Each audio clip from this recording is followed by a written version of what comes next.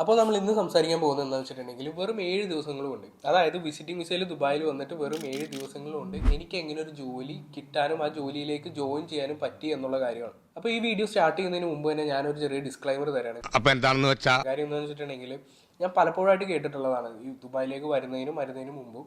ഇപ്പോൾ നിയമ ഭേദഗതിയൊക്കെ വന്നപ്പോൾ ഒരു വിസിറ്റിംഗ് വിസയിലെ കുറച്ച് ഭേദഗതിയൊക്കെ വന്നിട്ടുണ്ട് നിയമങ്ങൾ. അപ്പോൾ ആ ഒരു കാര്യത്തിലും കൂടുതലായിട്ട് കേട്ടു തുടങ്ങി. കാര്യം എന്ന് വെച്ചിട്ടുണ്ടെങ്കിൽ ദുബായിലേക്ക് ഇപ്പോൾ ജോലി സെർച്ച് ചെയ്ത് വന്നു കഴിഞ്ഞിട്ടുണ്ടെങ്കിൽ കിട്ടില്ല, വളരെ കോമ്പറ്റീറ്റീവാണ്, അങ്ങനെയുള്ള കുറേ കാര്യങ്ങളൊക്കെ പലരും പറയുന്നതായിട്ട് കേട്ടു തുടങ്ങി. അപ്പോൾ കോമ്പറ്റീറ്റീവാണ് ദുബായ് എന്നുള്ളൊരു മാർക്കറ്റ്, വളരെ കോമ്പറ്റീറ്റീവാണ്, അത് വളരെ കറക്റ്റാണ്. പക്ഷേ ഒരു സിൻസിയറായിട്ടൊരു ജോലി സെർച്ച് ചെയ്യുന്ന ഒരാൾക്ക് ഒരിക്കലും ഒരു ജോലി കിട്ടില്ല എന്നുള്ളൊരു അവസ്ഥയൊന്നും ദുബായിൽ എൻ്റെ അറിവിലില്ല. അപ്പോൾ എനിക്കിതെങ്ങനെ ചെയ്യാൻ പറ്റി, എൻ്റെ ഫ്രണ്ട്സിന് ഇതെങ്ങനെ ചെയ്യാൻ പറ്റി, അങ്ങനെയുള്ള കാര്യങ്ങളെല്ലാം ഒബ്സർവ് ചെയ്തുകൊണ്ട് ഞാൻ വെറും 4 പോയിൻ്റായിട്ട് നിങ്ങളെ മാക്സിമം ഹെൽപ്പ് ചെയ്യുക എന്നുള്ള രീതിയിൽ ക്രിയേറ്റ് ചെയ്തതാണ് ഈ വീഡിയോ. അപ്പോൾ it's me Yasin K Muhammad and you are watching the growth playlist. അപ്പോൾ ഇൻട്രൊഡക്ഷനും ഡിസ്ക്ലൈമറൊക്കെ ഞാൻ നേരത്തെ തന്ന സ്ഥിതിക്ക് ഞാനിപ്പോൾ പറയാൻ പോകുന്നത് വെറും ഒരു 4 പോയിൻ്റാണ്. ആ 4 പോയിൻ്റ് പ്രോപ്പർലി ഫോളോ ചെയ്ത് കഴിഞ്ഞിട്ടുണ്ടെങ്കിൽ നിങ്ങൾക്കും ഇതേപോലെ വളരെ കുറഞ്ഞ ടൈം പീരീഡിൽ, ഒരുപാട് നാളൊന്നും 2-3 മാസമൊന്നും ഇവിടെ അലിഞ്ഞു തിരിഞ്ഞ് വിസിറ്റിംഗ് വിസ എടുത്ത് നടക്കാതെ ഒരു വളരെ ചെറിയ ടൈം പീരീഡിൽ നല്ലൊരു കമ്പനീനെ കണ്ടെത്തുകയും അത്യാവശ്യം നല്ലൊരു പേയ്മെൻ്റ് ഉള്ള ഒരു ജോബ് പ്രൊഫൈലിലേക്ക് കയറാനും പറ്റും. അപ്പോൾ ഞാൻ പറയുന്ന ആദ്യത്തെ പോയിന്റ് എന്ന് വെച്ച് കഴിഞ്ഞിട്ടുണ്ടെങ്കിൽ പ്രീവിയസ് പ്രിപ്പറേഷനാണ്. എന്താണെന്ന് വെച്ച് കഴിഞ്ഞിട്ടുണ്ടെങ്കിൽ ഇപ്പോൾ പലരെയും, ഒരുപാട് പേരെ ഞാൻ ഒബ്സർവ് ചെയ്തിട്ടുണ്ട്. കാര്യം എന്താണെന്ന് വെച്ചാൽ ഇവരെല്ലാവരും ഒരു വിസിറ്റ് വിസ എടുത്ത് ദുബായിൽ വരും. ദുബായിൽ വന്നിട്ട് എവിടെയെങ്കിലും ഒരു റൂമൊക്കെ എടുത്ത് താമസിച്ചതിന് ശേഷമാണ് ഇവർ ആലോചിക്കുന്നത് ഒരു നല്ലൊരു CV പണിയണം. വീഡിയോ പണിയുന്ന പോലെയാണ് പറയുന്നത്, നല്ലൊരു CV പണിയണം. ആരെ പിടിക്കും? ഞാൻ തമാശ പറയല്ല. കാര്യം എന്താണെന്ന് വെച്ചിട്ടുണ്ടെങ്കിൽ പലരുടെയും സിറ്റുവേഷൻ ഇതാണ്. നാട്ടിൽ നിന്നൊരു പ്രോപ്പറായിട്ടുള്ളൊരു CV പോലും ക്രിയേറ്റ് ചെയ്യാതെയാണ് പലരും വരുന്നത്. ഈ പണ്ടത്തെ ഒരു 10-20 വർഷം മുമ്പ് ആൾക്കാർ യൂസ് ചെയ്തുകൊണ്ടിരുന്ന ഒരു ഫോർമാറ്റിലാണ് ഇന്ന് പലരും ഒരു കറിക്കുലം വീറ്റേ ക്രിയേറ്റ് ചെയ്യുന്നത്. അപ്പോൾ അങ്ങനെയൊക്കെ ചെയ്യുകയാണെന്നുണ്ടെങ്കിൽ ഇത്ര കോമ്പറ്റീറ്റീവ് ആയിട്ടുള്ള മാർക്കറ്റിൽ ഒരു രക്ഷയില്ല. 3 മാസം നിന്നിട്ടുണ്ടെങ്കിൽ ഒന്നും നടക്കാൻ പോകുന്നില്ല. അപ്പോൾ ഒരു CVയുടെ രീതിയിലോ അല്ലെങ്കിൽ ഒരു ഇൻ്റർവ്യൂ കോൾ വന്നു, ആദ്യം ഒരാൾ ലാൻഡ് ചെയ്യാൻ നേരത്ത് ചിലപ്പോൾ റെക്കമെൻഡേഷൻസോ അല്ലെങ്കിൽ ഫ്രണ്ട്സോ വഴിയൊക്കെ ആയിരിക്കാം ഒരു ഇൻ്റർവ്യൂ കോൾ കിട്ടുന്നത്. ഒരുപാട് കമ്പനികളുള്ള ആളാ, എന്റെ സ്ഥിരം കസ്റ്റമറാ, മൂപ്പര് വിചാരിച്ച ഒരു ജോലി ശരിയാക്കി തരാൻ പറ്റും. അപ്പോൾ ഈ ഇൻ്റർവ്യൂ കോൾ കിട്ടിക്കഴിഞ്ഞതിന് ശേഷം എന്താ പറയുക, ഒരു സെൽഫ് ഇൻട്രഡക്ഷൻ പോലും ബബ്ബ എന്നുള്ള രീതിയിൽ പറയുന്ന പലരെയും ഞാൻ കണ്ടിട്ടുണ്ട്. അപ്പോൾ അതും പ്രിപ്പയർഡ് അല്ല.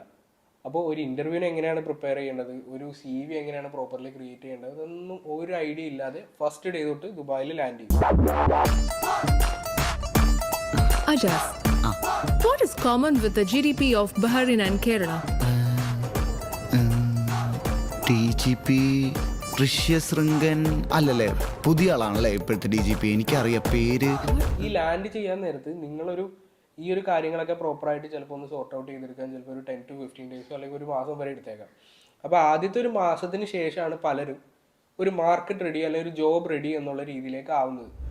അപ്പോൾ ഇത് സൂചിപ്പിക്കുന്നത് എന്താണെന്ന് വെച്ചിട്ടുണ്ടെങ്കിൽ നിങ്ങളുടെ ഇത്ര കോസ്റ്റും കാര്യങ്ങളും എഫേർട്ടും എല്ലാം മുടക്കി നിങ്ങൾ എടുത്തു വന്ന ഈ ഒരു വിസിറ്റിംഗ് വിസയിലെ ഒരു 1 month എന്നുള്ള പീരീഡ്, ഇപ്പോൾ 2 മാസമാണ് വിസിറ്റിംഗ് വിസയുടെ പീരീഡ്, ഈ 1 month എന്നുള്ള പീരീഡ് ഡയറക്റ്റ്ലി പോയി കിട്ടി.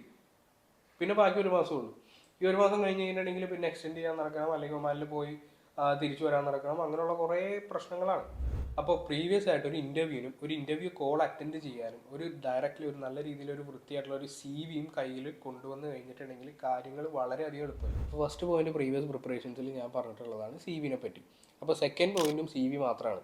കാര്യം എന്താണെന്ന് വെച്ച് കഴിഞ്ഞിട്ടുണ്ടെങ്കിൽ CV ആണ് ഇവിടുത്തെ ഏറ്റവും ഇമ്പോർട്ടൻ്റ്. ഒരു ജോബ് സെർച്ചിൽ ഒരു ആപ്ലിക്കറ്റിൻ്റെ വേറൊരു ഡോക്യുമെൻറ്റും ഇപ്പോൾ നിങ്ങളുടെ മാർക്ക് ലിസ്റ്റ് പോലും അത്രയും ഒരു ഇമ്പോർട്ടൻ്റ് ആയിട്ടുള്ളൊരു ഘടകം ആവുന്നില്ല.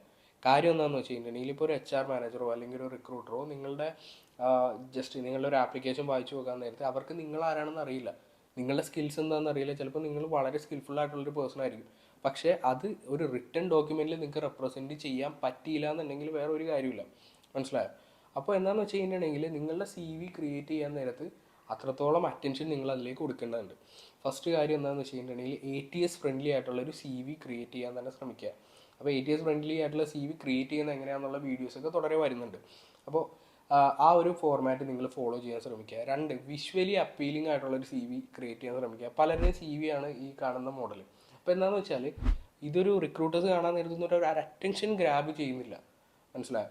എന്ന് വെച്ച് കഴിഞ്ഞാൽ പെട്ടെന്ന് ഒരാൾ നോക്കാൻ നേരത്തെ ഒരു സെക്കൻഡ് ഒന്ന് പോസ് ചെയ്തിട്ട് അതൊന്ന് വായിച്ച് നോക്കാനുള്ളൊരു ഫീല് ഒരു പക്ഷേ ഇങ്ങനെയുള്ള മോഡൽസിൽ കിട്ടുന്നുണ്ടാവില്ല. മനസ്സിലായോ? Did you get me?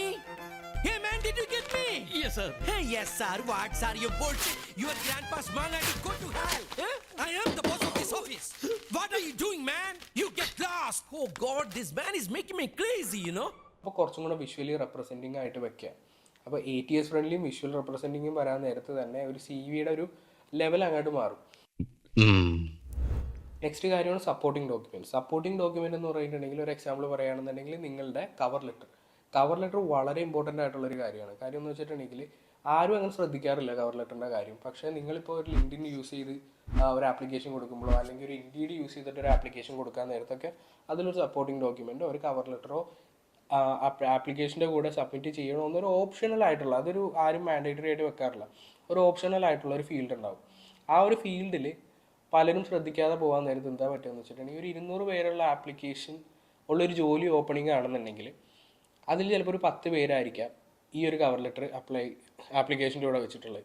അപ്പോൾ ഈ കവർ ലെറ്റർ വെക്കുന്നവർക്ക് കൂടുതൽ പ്രിഫറൻസ് എൻ്റെ പരിചയമുള്ള എല്ലാ HRസും കൊടുക്കുന്നതാണ്. കാര്യം എന്ന് വെച്ചാൽ അവരൊരു എക്സ്ട്രാ സ്റ്റെപ്പ് എടുത്തു എന്നുള്ള രീതിയിലാണ്. ഈ കവർ ലെറ്റർ എന്ന് പറഞ്ഞാൽ എന്താണെന്ന് വെച്ച് കഴിഞ്ഞിട്ടുണ്ടെങ്കിൽ അത് ജസ്റ്റ് നിങ്ങളുടെ ഒരു CV-യുടെ ഒരു എക്സ്റ്റൻഷനാണ്. 2 പേജുള്ളൊരു CV ആണെന്നുണ്ടെങ്കിൽ നമ്മളൊരു 3-4 പേജിൽ ക്രിയേറ്റ് ചെയ്ത് കഴിഞ്ഞിട്ടുണ്ടെങ്കിൽ അതൊരു കവർ ലെറ്റർ എന്നുള്ള രീതിയിലുള്ള ഫോർമാറ്റിലേക്ക് വന്നു. അപ്പോൾ കവർ ലെറ്റർ എങ്ങനെയാണ് ക്രിയേറ്റ് ചെയ്യുന്നതെന്നുള്ള വീഡിയോസും പുറകെ വരുന്നുണ്ട്. അപ്പോൾ അതിനുവേണ്ടി വെയിറ്റ് ചെയ്യുക. അപ്പോൾ ഇത്രയുമാണ് CV റിലേറ്റഡ് ആയിട്ടുള്ള കാര്യങ്ങൾ. ഇതിപ്പോൾ ഒരു ബേസിക് ഔട്ട്ലൈനാണ് ഞാൻ പറഞ്ഞത്.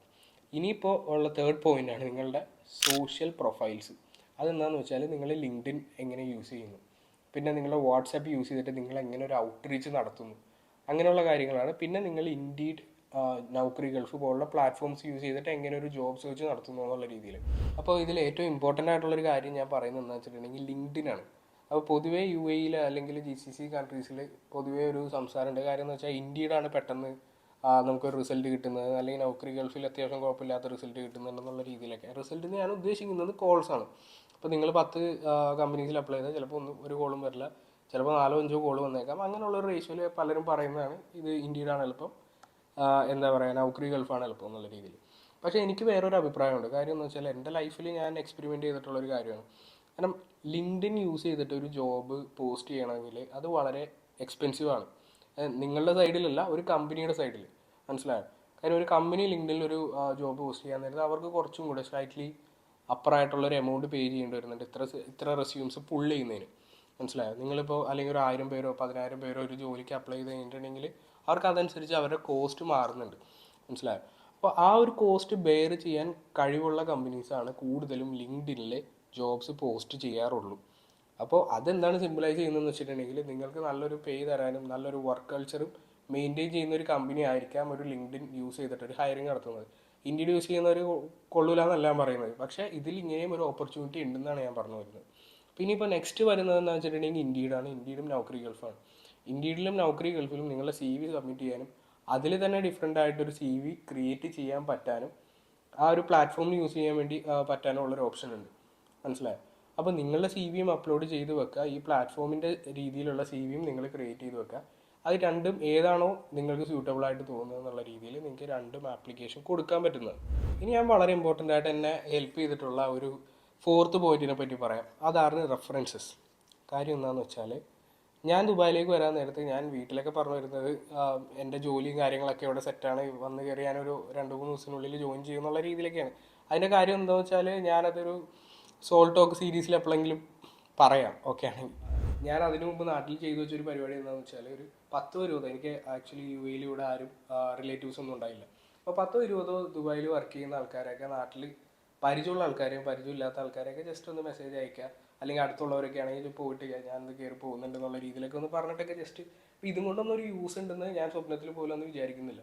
പക്ഷേ എൻ്റെ ഭാഗ്യവും ഉള്ള കാര്യം എന്താണെന്ന് വെച്ചാൽ എനിക്ക് വളരെ പരിചയമായിട്ട് വളരെ അടുത്തറിയാവുന്ന ഒരാൾ ഇവിടെ ഒരു കമ്പനിയിൽ വർക്ക് ചെയ്യുന്നുണ്ടായിരുന്നു. അദ്ദേഹം വർക്ക് ചെയ്യുന്ന കമ്പനിയിൽ ഒരു ഓപ്പണിംഗ് ഉണ്ടായിരുന്നു. അപ്പോൾ കറക്റ്റ് ടൈമിൽ ഞാൻ ചെന്നിട്ട് എൻ്റെ CV ഒന്ന് പുള്ളിക്ക് അയച്ചു കൊടുത്തപ്പോൾ പുള്ളി ജസ്റ്റ് അവിടെ നിന്ന് നെക്സ്റ്റ് സ്റ്റെപ്പിലേക്ക് ഫോർവേഡ് ചെയ്തപ്പോൾ എനിക്ക് എന്താ സംഭവിച്ചതെന്ന് വെച്ചാൽ 2-3 ദിവസത്തിനുള്ളിൽ ഒരു ഇൻ്റർവ്യൂ കോൾ വരാണ്. അപ്പോൾ ഇൻ്റർവ്യൂ കോൾ വരാൻ നേരത്തെ അപ്പോഴാണ് ഞാൻ പ്രീവിയസ് പ്രിപ്പറേഷൻസിൻ്റെ കാര്യം ഞാൻ പറയുന്നത്. അപ്പോൾ ആദ്യം കിട്ടിയ കോളായതുകൊണ്ട് ഞാൻ അത്രയും നല്ല രീതിയിൽ ആ ഇൻ്റർവ്യൂ കോളിന് ടെലിഫോണിക് കോൺവെർസേഷൻ ആയിരുന്നു, ആ കോളിന് നല്ല രീതിയിൽ അതിന് മറുപടി കൊടുത്തു. എനിക്കറിയായിരുന്നു ആ കോൾ കഴിഞ്ഞപ്പോൾ തന്നെ ഞാൻ നെക്സ്റ്റ് റൗണ്ടിലേക്ക് സെലക്റ്റഡ് ആണെന്ന് അറിയാമായിരുന്നു. നെക്സ്റ്റ് ഡേ പിന്നെയും ഒരു കോൾ വന്നു. അപ്പോൾ ആ കോളിൽ ഞാൻ നല്ല രീതിയിൽ സംസാരിച്ചു. അപ്പോൾ അവർ ഡയറക്റ്റ്ലി ഒരു സൂം കോളിൽ അറ്റൻഡ് ചെയ്യാൻ പറഞ്ഞു. ആ സൂം കോൾ ഒരു 1 hour നീണ്ട ഒരു കമ്മ്യൂണിക്കേഷൻ ആയിരുന്നു ആ ഒരു റിക്രൂട്ടിംഗ് മാനേജറും ഞാനുമായിട്ട്. അപ്പോൾ അതിനുശേഷം അവർ വിളിച്ചതെന്ന് വെച്ചിട്ടുണ്ടെങ്കിൽ ഒരു ഫേസ് ടു ഫേസ് സംസാരിക്കും. അങ്ങനെ 4-5 റൗണ്ടിലാണ് എനിക്ക് ഫസ്റ്റ് ജോബ് ലാൻഡ് ചെയ്യാൻ പറ്റിയത്. അപ്പോൾ ഈ 4-5 റൗണ്ട് കടന്നപ്പോൾ ഞാൻ മേക്ക് ഷുവർ ചെയ്തു ഞാൻ എൻ്റെ ഏറ്റവും നല്ല രീതിയിൽ ആ ഇൻ്റർവ്യൂവിന് പെർഫോം ചെയ്തു. എൻ്റെ കയ്യിലുള്ള സർട്ടിഫിക്കറ്റ്സ് എല്ലാം നല്ല രീതിയിൽ അപ് ടു ഡേറ്റ് ആയിരുന്നു. എൻ്റെ CV ആരെയും ഇമ്പ്രസ് ചെയ്യിപ്പിക്കാൻ പറ്റുമെന്ന് എനിക്ക് കോൺഫിഡൻസ് ഉള്ള രീതിയിലാണ് ഞാൻ ഫ്രെയിം ചെയ്ത് വെച്ചിരുന്നത്. അപ്പോൾ ഇത്തരം കാര്യങ്ങളൊക്കെ നമ്മൾ കെയർഫുള്ളായിട്ട് ചെയ്തത് കൊണ്ട് തന്നെ എനിക്ക് വളരെ ചെറിയൊരു ടൈം പീരീഡാണ് വേണ്ടി വന്നുള്ളൂ ഈ ഒരു കാര്യം പ്രോപ്പറായിട്ട് ചെയ്യാൻ വേണ്ടി. അപ്പോൾ ഇതിൻ്റെ കൂടെ ഒരു അഡീഷണൽ ആയിട്ടുള്ള ഒരു കാര്യം കൂടെ പറഞ്ഞുതരാം. എന്താണെന്ന് വെച്ച് കഴിഞ്ഞിട്ടുണ്ടെങ്കിൽ ഒരു ജോബ് മാർക്കറ്റ് വർക്ക് ചെയ്യുന്നതെന്ന് വെച്ചിട്ടുണ്ടെങ്കിൽ ഡിമാൻഡും സപ്ലൈ പോലെ ഏതൊരു മാർക്കറ്റ് ഒരു ബിസിനസ് മാർക്കറ്റും വർക്ക് ചെയ്യുന്ന പോലെ തന്നെ ഡിമാൻഡും ഉണ്ടാവും സപ്ലൈ ഉണ്ടാവും. ഇപ്പോൾ ഒരു സോഫ്റ്റ്വെയർ എഞ്ചിനീയറിന് 100 പേർക്കുള്ള ഡിമാൻഡ് ഉണ്ടെങ്കിൽ ചിലപ്പോൾ 500 പേര് മാർക്കറ്റിലുണ്ടാവും. അതാണ് ആക്ച്വൽ സപ്ലൈ. അപ്പോൾ സംഭവം എന്ന് വെച്ചിട്ടുണ്ടെങ്കിൽ ഇതിനെ ബ്രിഡ്ജ് ചെയ്യുന്ന ഒരു കാര്യമാണ് നിങ്ങളുടെ സ്കില്ല്. അപ്പോൾ നിങ്ങളുടെ ഫീൽഡ് എന്താണോ അതിൽ ജസ്റ്റ് ഒരു എന്താ പറയുക, ഇപ്പോൾ നിങ്ങളൊരു അക്കൗണ്ടൻ്റ് ആവാം, അല്ലെങ്കിൽ ഒരു സെയിൽസ് പേഴ്സൺ ആവാം, അല്ലെങ്കിൽ ഒരു മാർക്കറ്റർ ആവാം, അങ്ങനെ എന്ത് ഫീൽഡ് ആണെന്നുണ്ടെങ്കിലും നിങ്ങളുടെ ഫീൽഡിൽ മറ്റുള്ളവരെ വെച്ച് കമ്പയർ ചെയ്യാൻ നേരത്ത് ജസ്റ്റ് ഒരു 1-2 പടി എങ്കിലും, ഞാൻ പറയുന്നത് ഏറ്റവും ടോപ്പല്ല ഏറ്റവും താഴെയല്ല, ഒരു 1-2 പടി എങ്കിലും നിങ്ങൾ കയറി നിൽക്കുന്ന രീതിയിലേക്ക് നിങ്ങൾക്ക് സ്കിൽസ് വളർത്തിക്കൊണ്ട് വരാൻ പറ്റി കഴിഞ്ഞ് കഴിഞ്ഞിട്ടുണ്ടെങ്കിൽ, ഇപ്പോൾ സർട്ടിഫിക്കേഷൻസ് ആവാം, നിങ്ങൾ ചെയ്ത ഇൻറ്റേൺഷിപ്സ് ആവാം, നിങ്ങളുടെ എക്സ്പീരിയൻസ് ആവാം, അങ്ങനെയുള്ള കാര്യത്തിൽ മറ്റുള്ളവരിൽ നിന്ന് വിട്ടു നിൽക്കുന്ന രീതിയിലുള്ള ഒരു സ്കില്ല് നിങ്ങൾക്ക് ക്രിയേറ്റ് ചെയ്തെടുക്കാൻ പറ്റുകയാണെന്നുണ്ടെങ്കിൽ പിന്നെ കാര്യങ്ങളെല്ലാം നിങ്ങൾ ഉദ്ദേശിക്കുന്ന രീതിയിലല്ല ഇവിടെ വർക്ക് ചെയ്യുന്നത്. വളരെ എളുപ്പത്തിൽ തന്നെ നിങ്ങൾക്ക് ഇഷ്ടപ്പെട്ട രീതിയിൽ നല്ലൊരു പേ പാക്കേജിലൊക്കെ ലാൻഡ് ചെയ്യാൻ പറ്റുന്നതാണ്. അപ്പോൾ ഇത്രയും പറഞ്ഞുകൊണ്ട് ഞാൻ ഈ വീഡിയോ വൈൻഡപ്പ് ചെയ്യാണ്. അപ്പോൾ ലെറ്റ്സ് മീറ്റ് അഗെയിൻ.